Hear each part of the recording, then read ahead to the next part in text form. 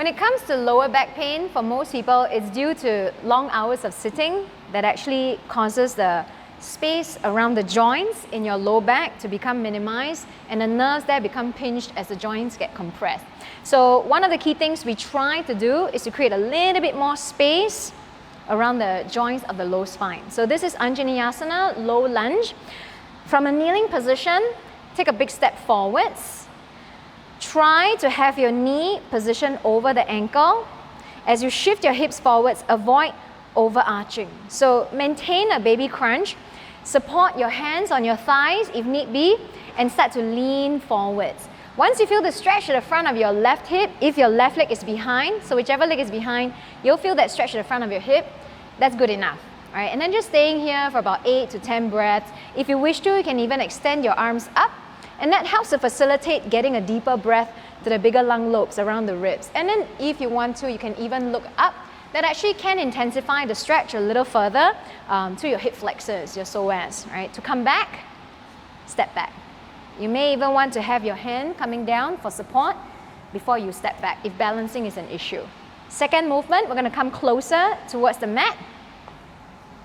Lying down on your belly, prop yourselves up on your elbows. Elbows are shoulder width distance apart. Push into the ground with your elbows to help elongate both sides of your neck. Extend both legs towards the back. Press into the ground, lift the chin slowly up towards the ceiling.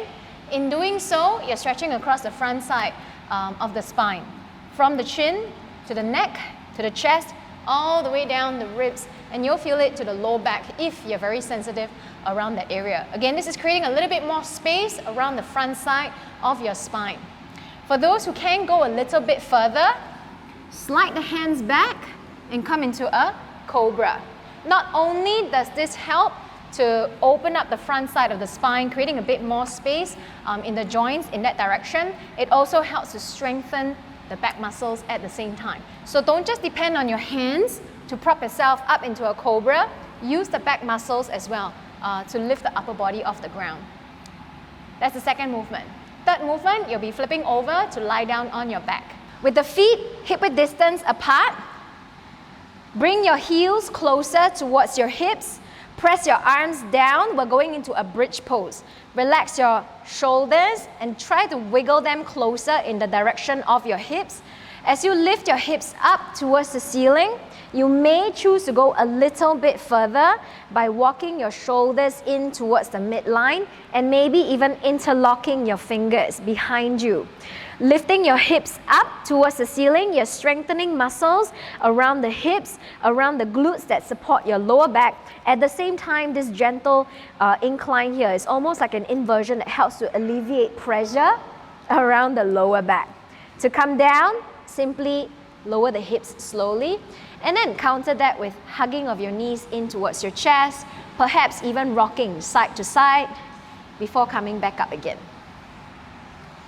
So those are 3 very simple movements, 3 very simple exercises that can be done in the comfort of your own home. All you need is a mat or something that can help to support you if the ground is a little bit too hard.